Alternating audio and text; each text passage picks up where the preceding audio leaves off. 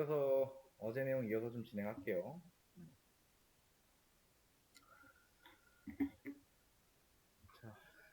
자, 오늘은 일단 예외 처리라는 거에 대해서 한번 설명을 드릴게요. 자, 우리가 이제 예를 들어서 우리가 누군가한테 음식을 만들어 주기로 했어요. 만약에 재료를 안 사 왔을 수 있죠, 그죠? 그런 상황이 있을 수 있겠죠. 그리고 엄청나게 중요한 사진 촬영을 해주는 날인데 여러 개의 카메라 중에 자, 메인으로 찍어줘야 될 메인 카메라를 우리가 두고 왔다면 이런 상황이 있을 수 있어요, 충분히. 그래서 우리가 이제 살다 보면 이제 제가 위에다가 적은 내용 같이 다양한 상황을 마주하고 예상하지 못한 상황을 마주하게 된다. 근데 이거는 실생활에서 뿐만 아니고 컴퓨터도 마찬가지입니다. 자, 만약에 어떤 수를 0으로 나눈다거나 자, 문자를 숫자로 바꾸려고 한다거나 그리고 값을 두 개만 가지고 있는 이 리스트에 인덱스 번호 99번에 접근하려고 하거나 그러니까 이런 상황을 프로그래밍에서는 뭐라고 한다? 에러라고 한다. 그래서 이런 에러들에서 처리하지 않는다면 프로그램의 동작을 멈춘다. 그래서 이런 상황에서도 프로그램이 올바르게 동작할 수 있도록 해주는 걸 뭐라고 부른다? 예외 처리라고 부른다. 예외 처리라고 불러요, 이런 상황을. 그래서 이제 try라고 하는 게 있어요. try라고 하는 안쪽에는요, 이제 수행 문장이 들어갈 건데, 이 안쪽에 들어갈 내용은 에러가 발생할 가능성이 있는 문장이 들어가요. 그리고 except라고 해서 이 안쪽의 수행 문장은요, 에러 상황이 발생했을 때만 이 안쪽에 우리가 적어준 그 문장이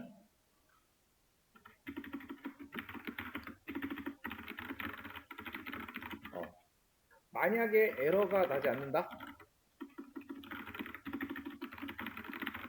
수행을 안 합니다. 이쪽 부분은. 자, 그 다음에 자, else라고 쓴 이 안쪽에는요, 정상적으로 동작 시에 수행할 문장, 즉 에러가 발생하지 않았을 때만 수행합니다. 그다음에 마지막에 finally라고 하는 게 있어요. 요거는 마지막으로 수행할 문장입니다. 그러니까 위에 이제 요 부분과 요 부분은 에러가 나지 않았을 때 수행하는 거고 정상 동작할 때 수행하는 건데 요거는 그거랑 상관없이 에러 여부와 상관없이 항상 수행이 되는 문장을 여기 finally 안쪽에다가 넣어준다. 그러니까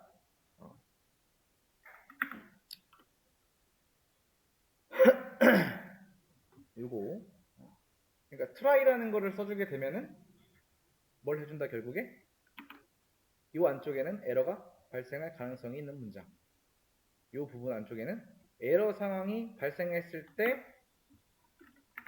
때만 수행할 문장 그러니까 여기서는 에러가 발생할 가능성이 있는 문장을 넣는 거고 여기서는 그 에러 상황이 발생했을 때는 이게 실행이 되고 만약에 정상적으로 코드가 실행이 된다? 그럼 여기로 오겠죠?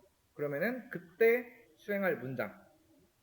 그리고 이거는 위에 있는 거랑 상관없이 무조건 마지막에 얘는 수행이 된다.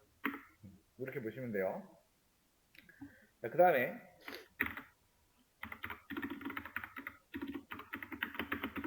넘 1에다가 3 넣고 넘 2에다가 0을 넣고 그 다음에 try.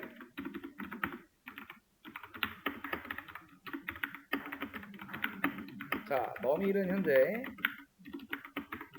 3이고요. 넘 2는 0이라고 가정을 할게요. 우리가 미리 정해놓긴 했지만. 자, printf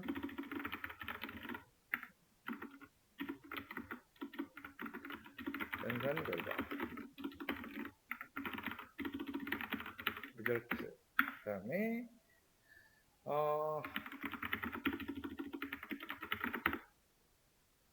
프린트 연산 결과 처리 중 에러 발생. 자, else 연산 결과 정상적으로 처리는 finally 모든 수행을 종료. 자, 실행하면은 뭐 나와요? 연산 결과 처리 중 에러가 발생했다. 그러니까 여기에 뭐예요? 트라이 안쪽에다가 에러가 발생할 가능성이 있는 코드를 적어놓고 프린트 F라고 해놨네. 자, 적어놓고 이게 이 트라이에서 에러가 난다면은 이 부분으로 들어와서 이 코드가 실행이 되는 거고 여기가 만약에 이제 num2가 3이라고 하면은 문제는 없다. 자, 3을 넣어볼게요. 그러면은 이런 식으로 출력이 된다. 요게 예외 처리입니다. 자, 그래서 자, 예외 처리에 이제 4가지 유형이 존재해요. 자, try랑 이 except랑 묶어놓은 거. 에러가 발생하면 에러를 처리한다. 그 다음에 try finally. 자, 에러가 발생하면 따로 에러 처리를 하지 않고 마지막으로 수행할 문장을 실행하고 넘어간다. 그래서 결국에는 중요한 거는 자, try는 쓰기 위해서는 위 2개 중에 하나와 함께 쌍을 이뤄야 돼요. 그 다음에 try else 이렇게 써주면 에러가 발생하면 에러 처리, 에러가 발생하지 않으면 정상 동작에 따른 처리를 합니다. 그 다음에 try else 그 다음에 finally까지 전부 써주게 되면은 위에서 더해서 에러가 발생하거나 말거나 마지막으로 수행하고 종료입니다. 자, 여기까지 제가 요 내용 공유해 놨으니까 한번 보시고요. 한번 쭉 읽어보세요. 뭔 얘기 하는지. 공유해 놨어요. 그리고 써서 가겠습니다. 자, 제가 num이라는 변수에다가 3을 넣고요. num2라는 변수에다가 a를 넣어줄 거예요. 그 다음에 try로 만들어주고 result num1과 num2 이렇게 줄 겁니다. 현재 num1의 값은 3이고 num2는 문자 a다. 그랬을 때 print 연산 결과 result 넣어주고 그 다음에 except 자, 여기다가 자, 제로 디비전 에러 이거는 뭐냐면은 자, 0으로 나눴을 때 발생하는 에러를 처리합니다. 그래서 프린트 자, 0으로 나눌 수 없습니다. 자, 그 다음에 이거는 두 번째는 타입 에러. 만약에 지금과 같이 num2가 문자열이라면 타입이 일치하지가 않는 거죠.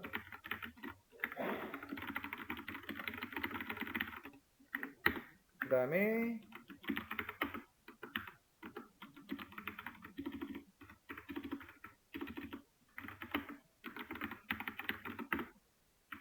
프린트 에러가 발생했습니다.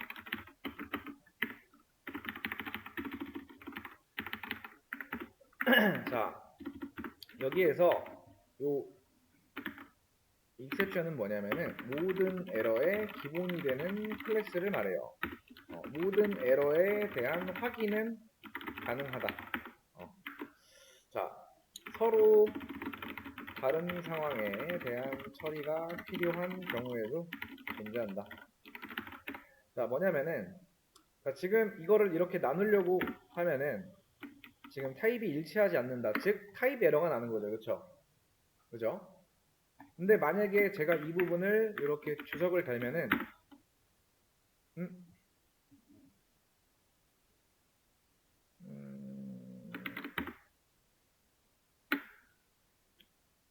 잠깐만요.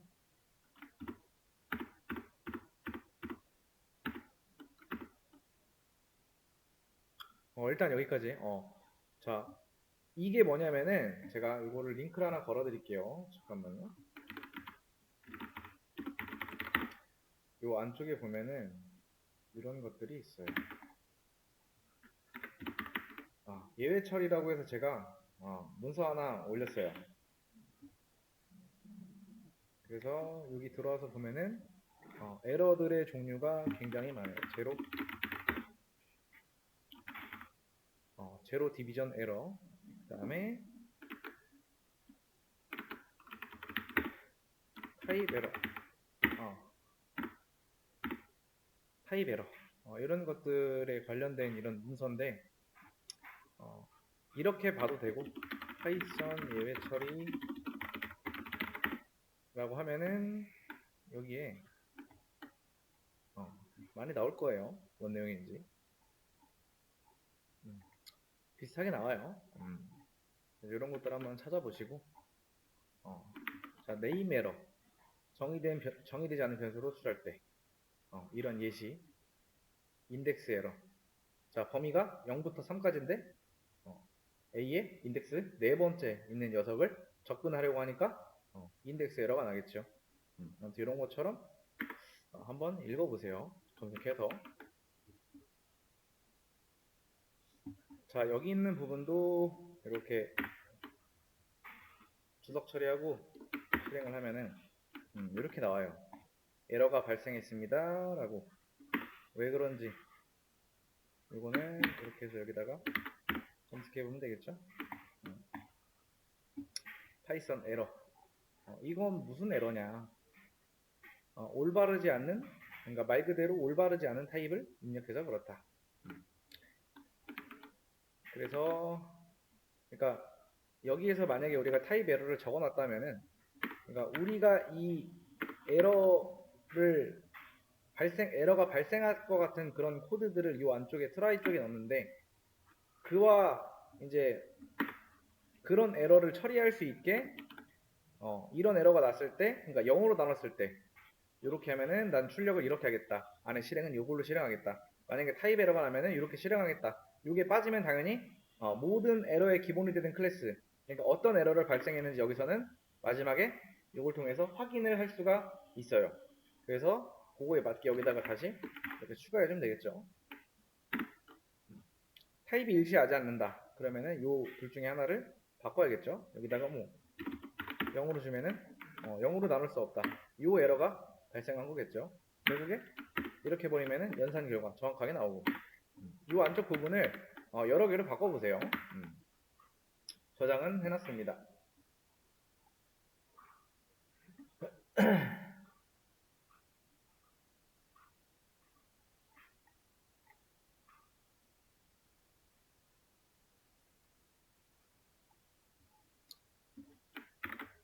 이번에는 좀 변수에 대해서 한번 설명을 드릴게요. 자, 그 중에서 지역 변수라는 걸 한번 알려드릴게요. 자, 지역 변수라고 하는 거는요, 함수 내에서 정의된 변수를 지역 변수라고 합니다.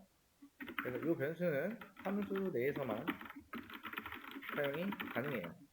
그리고 전역 변수라고 하면은 함수 안이나 밖에서 어디서든 사용이 가능하다라는 거예요. 자, 그래서 자, a는 20 하면은 이거는 무슨 변수다? 전역 변수다. 여기까지 이해됐죠? 자, 그 다음에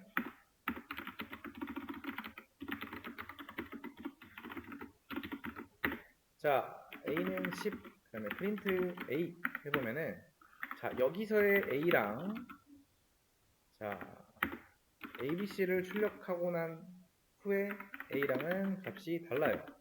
실행하면은 자, 프린트 a는 요 출력을 말하는 거고요. 자, 여기서의 abc를 호출할 때 그때 당시 a의 값은 뭐다? 10이죠.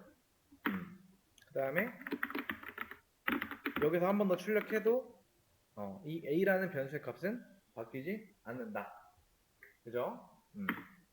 자, 그래서 여기다가 이제 우리가 자, 글로벌이라고 하고 a를 주게 되면은 이 함수 바깥쪽에 a라는 변수가 있죠, 그죠? 전역 변수. 그리고 이 함수 안쪽에다가 글로벌하고 a를 해주게 되면은 자, a라는 변수를 이제 전역 변수로서 쓰겠다예요. 여기서 a의 값을 수정을 하면은 이 값도 바뀌어요. 자, 실행해 볼게요. 자, 바뀌는 거 보이시죠? 자, 이 출력은 뭐예요? 제일 처음에 선언된 이 부분. 그 다음에 요 ABC를 요 10은 뭐예요? 요 ABC 호출할 때 프린트 A 나오는 요 출력이죠. 그리고 나서 프린트 A 해보니까 A의 값이 20이 아닌 10으로 출력이 됐다. 그래서 글로벌이라는 걸 써주게 되면은 얘도 이제 바깥쪽에는 요 변수 전역 변수로서 쓰겠다라는 그런 의미예요. 이게 지역 변수와 전역 변수의 차이입니다. 드릴게요. 자, 모듈이라는 게 있어요. 모듈이라고 하는 거는요, 코드들이 작성되어 있는 하나의 파이썬 파일을 말합니다. 그래서 이 모듈 안쪽에는요, 변수, 그 다음에 함수, 클래스 등과 같은 이런 것들이 정의가 되어 있을 수 있어요. 그래서 간단하게 한번 사용해 보려고 하는 게 대표적인 모듈 중 하나를 한번 써볼 건데 그 모듈의 이름은 랜덤이라고 합니다. 그래서 그런 모듈을 가져오려면은 import 랜덤이라고 한번 먼저 해줘야 돼요. 그 다음에 자, 리스트 하나 만들게요. 자, 여기에 뭐 가위, 그 다음에 가위 도라고 넣어놓고 프린트 한 다음에 랜덤 모듈 안쪽에 있는 나는 choice라는 함수를 사용을 할 거예요. 자, 요만큼만 보시면은 뭐예요? 함수 호출이죠? 어디에 있는? 랜덤 모듈에 있는 불러온. 그래서 그 안쪽에다가 자, 이렇게 하고 제가 실행을 한번 해볼게요. 실행하면은 가위가 나와요. 그 다음에 다시 한번 실행하면은 실행할 때마다 결과가 바뀌는 거 보이시죠? 여기에 자, 이게 뭐냐면은 자, 임포트한 이 랜덤 모듈의 choice라는 함수를 사용하는 건데 보시면 출력이 매번 달라지는 결과를 볼 수 있다. 자, 우리가 이제 이 랜덤이라는 거랑 이 choice라는 함수가 뭔지는 몰라도 결국에는 뭐예요? 함수 호출인 거예요. 어디에 있는 이 모듈 안에 존재하는 함수입니다. 이런 기능을 갖고 있어요. 자, 그래서 자, 하나의 파이썬 파일을 모듈이라고 했어요. 그쵸? 자, 근데 그런 모듈이 여러 개 모인 것을 가지고 뭐라고 한다? 패키지라고 합니다. 자, 그래서 패키지는 하나의 폴더라고 보시면 돼요. 그리고 그 안에 여러 모듈들이 존재하는 형태를 말해요. 나중에 조금 더 이제 다른 것들 이것저것 써볼 건데 일단 이 랜덤이라는 모듈을 한번 직접 가져와서 해본 거고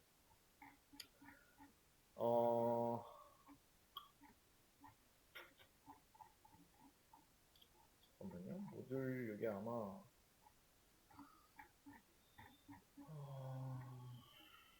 일단 영상 잠깐 멈춰 좀 진행할게요. 자, 이번 내용은 자, 우리가 배웠던 리스트, 그 다음에 튜플, 그 다음에 세트, 그 다음에 딕셔너리에 대해서 다시 한번 좀 설명하면서 갈게요. 리스트와 딕셔너리는 이미 우리가 배웠죠. 그 다음 튜플이랑 세트에 대해서도 같이 설명하면서 좀 넘어갈게요. 자, 일단 리스트부터. 자, 리스트는 선언을 어떻게 할까요? 대괄호로 이렇게 선언을 하죠. 그 다음에 리스트 안에 있는 데이터는 순서 보장이 됩니다. 그 다음에 데이터의 중복을 허용해요. 그쵸? 그 다음에 이 리스트 안에 있는 요소에 접근하기 위해서는 자, 리스트 1에 여기에 인덱스가 들어가겠죠? 그리고 수정도 물론 가능해요. 자, 그리고 데이터 추가는 어떻게 해요? 어펜드 함수를 통해서도 가능하고 인서트라는 함수도 가능하고요. 익스텐드라고 하는 함수도 가능합니다. 그 다음에 삭제는 자, remove, 그 다음에 pop, 그 다음에 clear를 통해서 전체 삭제를 할 수가 있다. 이게 이제 리스트를 통해서 리스트는 선언을 어떻게 하느냐, 그 다음에 순서 보장은 가능하고 데이터의 중복은 가능한가에 대해서, 그 다음에 접근은 이렇게 인덱스를 통해서 접근을 할 수가 있고 데이터 수정도 물론 가능하고 추가 삭제는 이런 식으로 이루어진다. 자, 그 다음에 자, 튜플 한번 보겠습니다.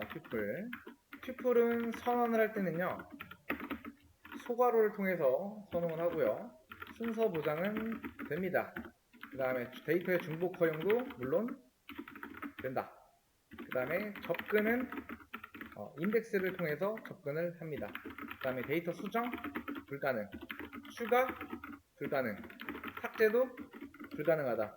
즉, 한번 넣었을 때 순서 보장되고 중복 허용은 되지만 접근까지는 인덱스로 할 수가 있어요. 안쪽에 있는 요소들에 대해서. 근데 데이터를 수정하거나 추가하거나 삭제에 대해서는 할 수가 없다라는 거. 이게 튜플입니다. 그 다음에 세트. 자, 세트는 선언할 때 중괄호를 써서 선언을 하고요. 순서 보장은 되지 않아요. 그 말이 뭐냐면은 내가 예를 들어서 이렇게 하고 1을 넣었어. 근데 얘네 둘이 첫 번째 1을 넣고 두 번째 1을 넣었다고 해서 이 순서가 무조건 첫 번째 인덱스는 이게 들어가는 거고 요거 그러니까 두 번째 요소는 2가 들어가는 이런 식이 아니라는 거예요. 데이터 중복이 안 된다. 똑같은 데이터를 넣으면은 중복이 되기 때문에 하나만 들어갑니다. 그 다음에 접근 불가능, 그 다음에 수정 불가능입니다. 데이터를 추가할 때는 add 그리고 update를 통해서 하고요. 삭제는 remove, 그 다음에 discard, 그 다음에 clear를 통해서 삭제를 할 수가 있다. 자, 그 다음에 딕셔너리. 우리가 이제 배운 딕셔너리는 자, 선언은 어떻게 할까요? 중괄호를 통해서 하고요. 키와 밸류 값을 동시에 넣어줘야 돼요. 그리고 순서 보장은 되겠죠. 그 다음에 중복 허용은 데이터 중복 허용 불가능. 왜? 키 값이 겹치면 안 되기 때문에. 자, 접근은 어떻게 해요? 키를 통해서 접근을 할 수가 있고요. 그리고 get를 통해서 가져올 수 있고요. 이런 식으로. 그럼 수정은 가능하다. 어떤 값만? 밸류 값만. 추가는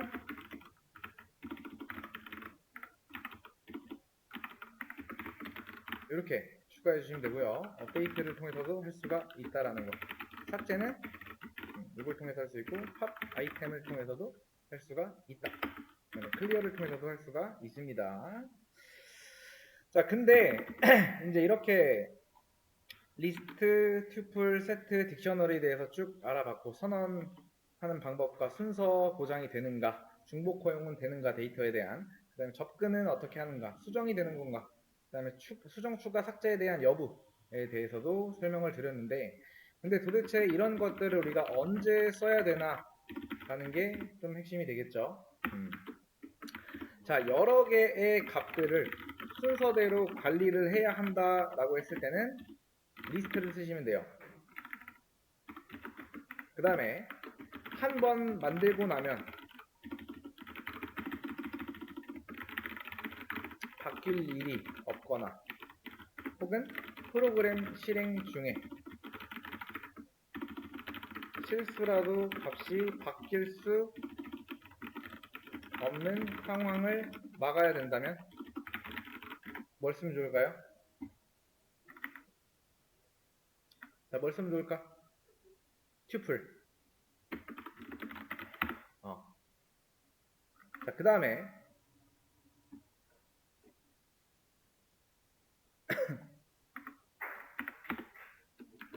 자, 값의 존재 여부가 중요하다. 그리고 중복은 안 된다라고 하면 세트를 쓰시면 돼요. 그 다음에 자, 키와 밸류 값을 통해서 효율적으로 데이터를 관리하고 싶다면 딕셔너리를 쓰시면 된다. 각각 이렇게 쓰시면 된다라는 겁니다. 자, 여기까지 이해됐죠? 이제 하나씩 예제를 한번 통해서 좀 해볼게요. 자, 튜플을 먼저 보겠습니다. 자, 튜플이라고 하는 거는 추가, 수정, 삭제 모두 불가능한 읽기 전용입니다. 근데 뭐냐면은 수정하는 방법이 존재한다. 존재는 해요.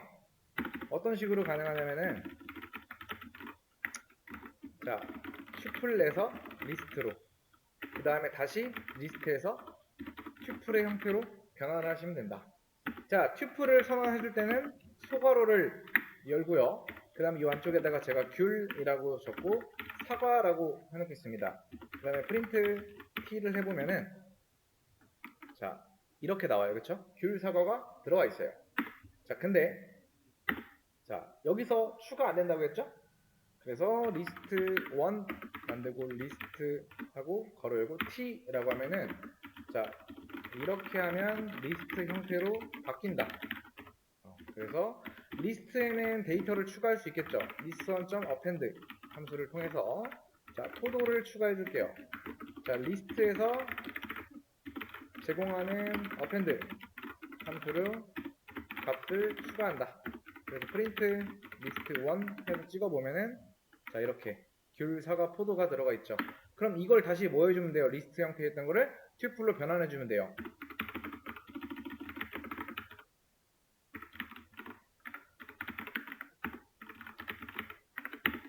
자, 이런 식으로. 그래서 자, 튜플 그 다음에 리스트 이걸로 감싸면 가능하다.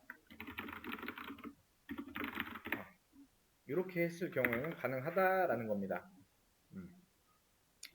자, 그 다음에 자, 리스트를 한번 볼 건데요. 리스트에는 뭐예요? 데이터를 중복 허용한다라고 했죠, 그죠? 중복된 값이 허용이 된다. 만약에 어떤 상황에 있어서 중복 값들을 제거해야 할 때가 있다라고 가정하면은 자, 이럴 때는 이렇게 갈 거예요. 리스트에서 세트로, 그 다음에 세트에서 다시 리스트로 변환을 해줄 겁니다. 자, 리스트를 하나 만들게요.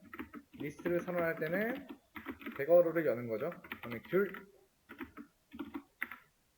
사과, 배.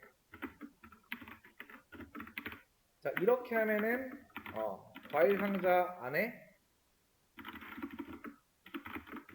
배는 총 3개가 담겨 있어요. 과일 상자에.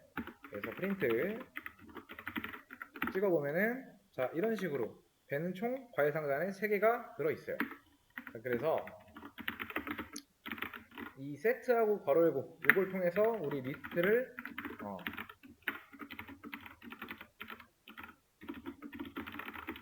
세트로 바꿀 수가 있어요. 그 다음에 리스트에 리스트 다시 리스트로 변환을 해주는 거죠.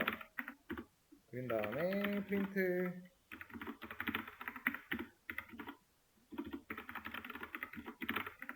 자, 실행해보면은 자 보세요. 귤, 사과, 배였다가 지금 사과, 배, 귤이 들어갔죠. 근데 여기서 알 수 있는 건 뭐예요? 자, 세트는 뭐라고 했어요? 순서 보장이 되지 않는다라고 했죠. 우리는 분명히 여기다가 과일 상자에다가 귤 담고 사과 담고 배를 3개 담아줬어요. 근데 자 여기서 세트로 변환을 시킬 때 중복된 데이터는 전부 사라지고요. 순서도 뒤바뀌어 있어요. 순서 보장이 안 된다라는 거죠. 중복은 허용이 안 돼도. 그래서 다시 원래 리스트로 바꿔졌을 때 중복된 이 데이터에 대해서는 제거가 됐지만 순서는 바뀌어 있다. 요거. 자, 그 다음에 뭐가 있을까요 또? 자, 딕셔너리. 딕셔너리는 순서 보장되고요. 중복은 안 됩니다. 어떤 값을 keep 값은 중복이 안 된다. 요번에는 이렇게 한번 해볼 거예요. 자, 리스트에서요. 딕셔너리.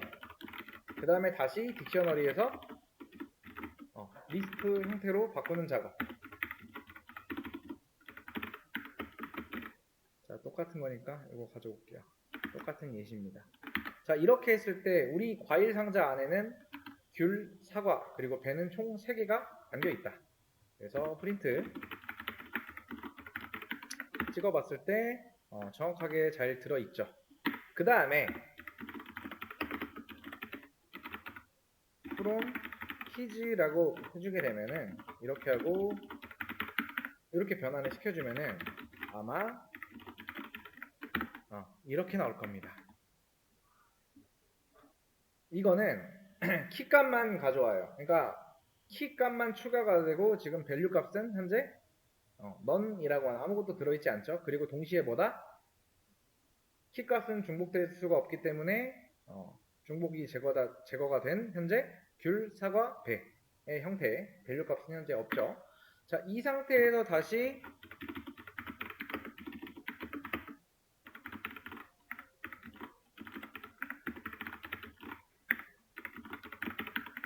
변환을 해주면은 이런 식으로 중복을 제거하고 순서도 보장된 상태로 완성이 됐다.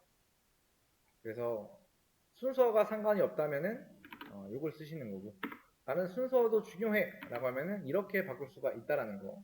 그러니까 이거를 무조건 이렇게 바꿔야 된다 이런 게 아니고요. 자, 앞서 설명한 것처럼 리스트, 튜플, 세트, 딕셔너리 각각의 역할이 존재하고 언제 써야 되는가에 대해서 나왔는데, 이제 그런 거에 대한 좀 해소용이랄까? 그래서 여기까지 한번 저장해 놨으니까 직접 입력도 해보고 한번 수정도 해보세요. 해볼게요. 자, 제가 이번에 설명해 드릴 거는 리스트 컴프레hension이라는 겁니다. 리스트 컴프레hension에 대해서 설명하기에 앞서 일단 뭐 예를 들어서 회사에서 납품하는 제품이 있다고 한번 가정을 해볼게요. 그리고 반품해야 되는 반품 대상이 있다고 해볼게요. 그래서 아이템스라는 리스트에다가 레드 품번 01, 그 다음에 02, 그 다음에 블루 01, 블루 02 이렇게 납품하는 제품이고요. R 아이템스라고 하는 곳은 여기에는 이제 반품 대상이 들어가요. 그래서 프린트 아이템스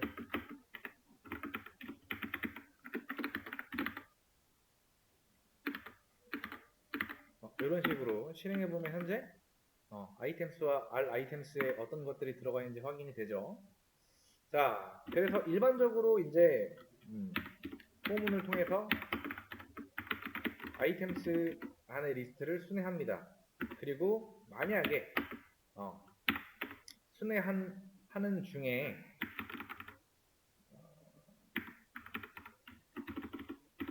이게 스펠링이 만약에 블루로 시작한다면은 어펜드 시켜라. 그래서 다시 한번 이렇게 보겠습니다. 찍어 볼게요. 이 상태에서. 자, 그러면 어떻게 돼 있어요? 자, 이게 무슨 말이냐? 요 함수는요, 아이템스 안에 리스트들이 이렇게 있어요. 근데 요 안쪽에 있는 리스트 얘네들이 하나하나 들어가서 R이라는 변수에 들어가서 이 포문이 돌겠죠. 근데 포문 안쪽으로 들어갔을 경우에 조건문이 여기 있어요. 요 아래는 아이템스 안에서 꺼내온 요소겠죠. 그죠? 그 요소가 블루로 시작하는가에 대해서 시작한다면 요 안쪽이 참이 되는 거예요. 그리고 그랬을 때 뭐 한다?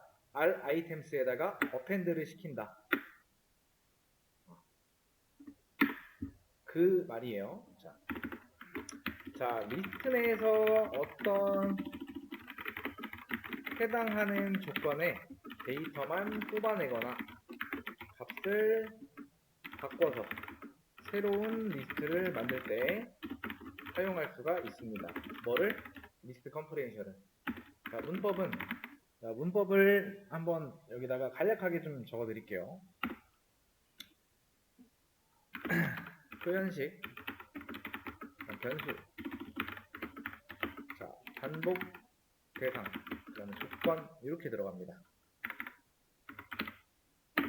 이렇게. 자, 예시를 한번 해볼게요. 자, 리스트 컴프리헨션을 사용해서 3보다 큰 숫자만 뽑아서 새로운 리스트를 만들어라 라고 해볼게요. 그 다음에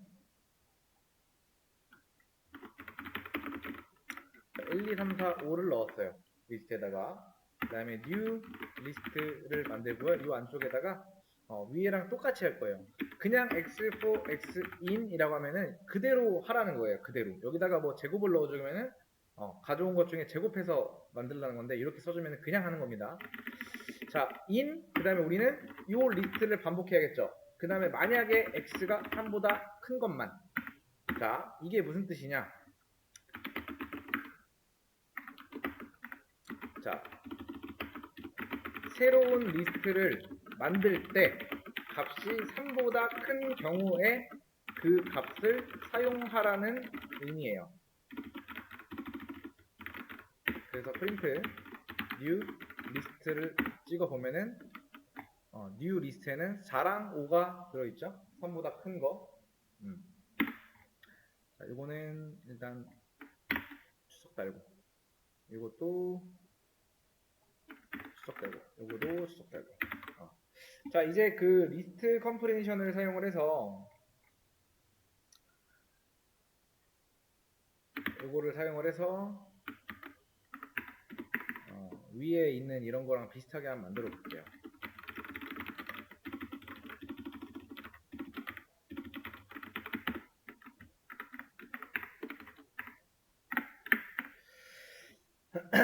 자, 여기다가 in items 만약에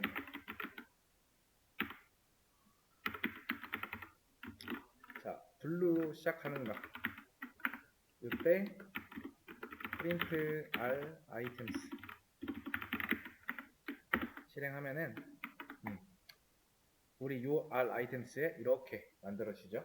자, 기존에 이렇게 하려면은 이런 과정을 거쳤어요. 그죠? 근데 여기서는 이런 과정을 통해서 확인을 할 수가 있다. 자, 그 다음에 모든 모델명 뒤에 sc라는 거를 붙여라 라고 하면은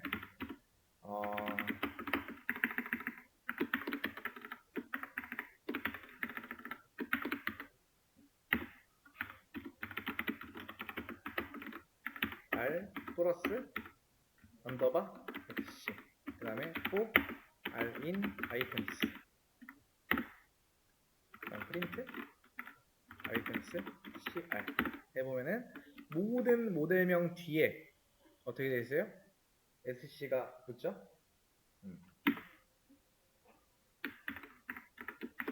자, 그 다음에 모든 모델명을 소문자로 바꾼다. 자, 이렇게 되어 있을 때 items 로어 그 다음에 로어 또 자, 이렇게 쓴 다음에 프린트 items 로어 실행해 보면은 안쪽에 있는 대문자들이 모두 소문자로 변경이 됐죠. 이것 때문에 그렇겠죠. 표현식 어떻게 표현을 할 건지 가져올 때 그걸 뜻하고요. 자, 이번에는 뭐 해볼까요? 모든 모델명 중에 02번의 제품만 뽑는데 뒤에 new라는 문장을 붙인다 라고 했을 때 items new라고 해볼게요. 그러면은 플러스 new 넣어주고 그다음에 for r in items 만약에 끈 문자가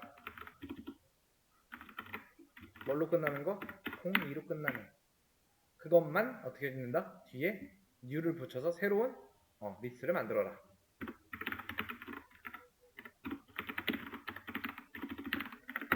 해보면은 이렇게 02번의 제품에 대해서만 new를 붙이고 새로운 리스트를 만들었죠. 이게 리스트 컴프리헨션입니다. 자, 여기까지 저장해 놓을게요. 자, 티플을 선언하고 출력 예시는 이렇게 출력을 하래요. 자, 1, 2, 3, 4, 5 넣고 프린트 이렇게 하면은 출력 잘 되죠? 1, 2, 3, 4, 5 이렇게 출력해주고 자, 그 다음에 티플 요소의 접근 첫 번째 요소 접근해서 1을 출력을 하래요. 그러면은 프린트 인덱스로 이렇게 접근을 할 수가 있다. 그 다음에 길이 구하는 거는 len이라고 하는 함수 쓰면 되겠죠?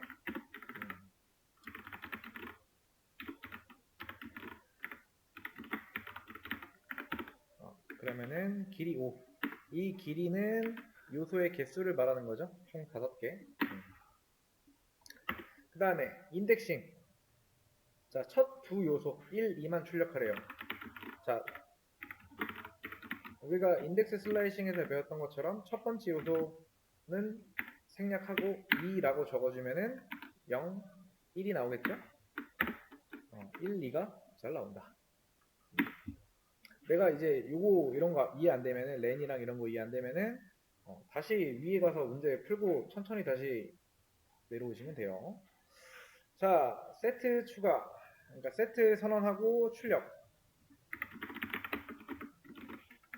1, 2, 3, 4, 5. 그 다음에 프린트. 세트 해주게 되면은 1, 2, 3, 4, 5 잘 나오죠. 자, 여기서 세트에다가 요소 추가.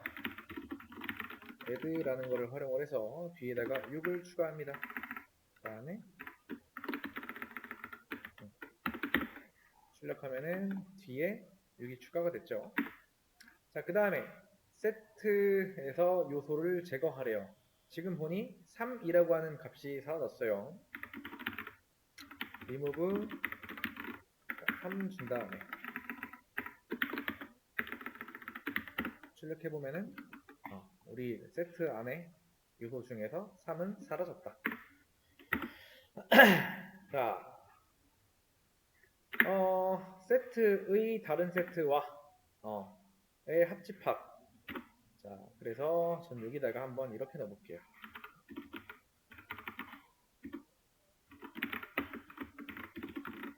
4, 5, 6, 7. 그 다음에 유니온 세트 M 세트 유니온. 그 다음에 6월 세트. 그 다음에 프린트.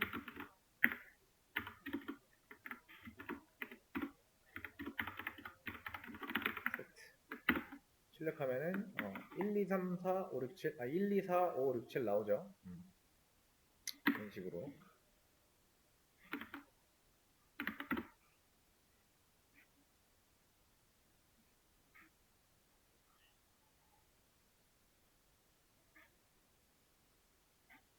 그러니까 여기에다가 이제 이 유니온이라고 하는 거는요, 두 세트의 합집합을 뜻하는 거고, 중복된 값은 제거가 돼서 하나로 통일을 해요. 요거에 대한 거는 한번 찾아보세요. 여기에 값을 여러분들이 수정을 해보거나 이쪽에다가 값을 어떻게 넣고 여기다가 어떻게 줬을 때 마지막에 유니온 세트의 출력은 어떻게 되는가에 대해서 한번 보시면 된다. 지금 유니온 세트라고 하고 우리가 만들어 놓은 요거랑 좀 전에 만든 요거랑 합쳐진 거죠. 그랬을 때 일치하는 데이터 제외하고는 1, 2, 그 다음에 4, 5는 겹치죠. 그 다음에 7은 안 겹치죠. 그래서 이 값에는 현재 이 세트에는 1, 2, 4, 5, 6, 7이 들어있다 라고 보시면 돼요. 자, 그 다음에 회사 제품 목록의 딕셔너리 리스트, 딕셔너리 형태의 리스트를 선언을 하고요. 이런 식으로 데이터는 넣으시면 돼요. 근데 여기에 노트북이 두 개네요. 이거는 제거. 자, 그러면 일단 딕셔너리 형태의 리스트를 만들어야겠죠. 제품은 프로덕트. 그 다음에 리스트 형태로 만들고요. 그 다음 안쪽은 딕셔너리. 자, 이름은 뭐예요? 노트북. 그 다음에 가격은 1,500원. 그 다음에 구분. 전자제품. 요거죠. 이게 몇 개죠? 둘, 셋, 넷, 다섯, 여섯, 일곱 개. 자, 스마트폰 여기 들어가고, 의자 여기 들어가고, 책상 여기 들어가고, 헤드셋 여기 들어가고, 모니터, 그 다음에 옷걸이, 그 다음에 가격은 800원, 그 다음에 500원, 그 다음에 600원, 300원, 700원, 100원. 이렇게 되겠죠?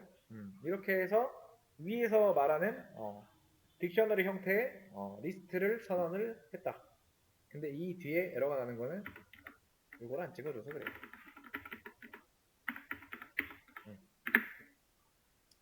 자, 가격이 500 이상인 제품만 필터링해서 새로운 리스트 생성. New 프로덕트. 앞에다가 표현식 써주고, 그 다음에 in 프로덕트. 만약에 자, 뭐예요? 가격이 어떻게 돼요? 500 이상이면 이렇게 줘야겠죠. 리스트 생성을 해줬고, 그 다음에 전 제품 출력. 폼을 통해서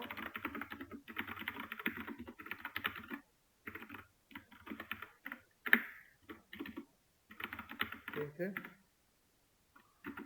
길게 한번 빼놓을게요. 이렇게 하고 실행 한번 해볼게요. 그러면은 이런 식으로 전 제품 출력 잘 되죠. 자, 그 다음에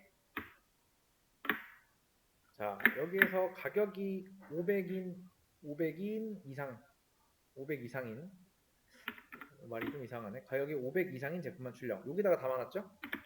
자,